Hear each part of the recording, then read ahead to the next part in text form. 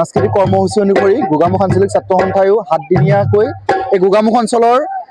ছাত্ৰীসকলক যাতে বিহুটোক সুন্দৰ ৰূপত উপস্থাপন কৰিব পাৰে, শুদ্ধ ৰূপত উপস্থাপন কৰিব পাৰে, তাৰ মানসিকতাৰে আমি 7 দিনীয়াকৈ বিহু নাচ কৰ্মশালা অনুষ্ঠিত কৰিছোঁ। প্ৰত্যেকগৰাকী অসমীয়াই বহাগৰ আগমনক এই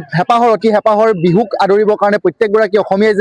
যেনেদৰে সাজু হৈছে, ঠিক তেনেদৰে গোগামুখ আঞ্চলিক ছাত্ৰ সন্থায়ো গোগামুখ অঞ্চলৰ ছাত্ৰীসকলক যাতে বিহুটোক আমি সুন্দৰ ৰূপত উপস্থাপন কৰিব পাৰোঁ, তাৰ কাৰণে বিহু বিশেষজ্ঞ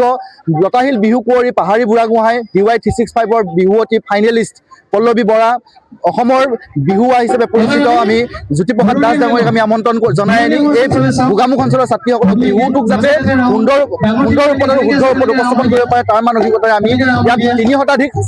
বিহুৱতীয়ে ইয়াত অংশগ্ৰহণ কৰিছে।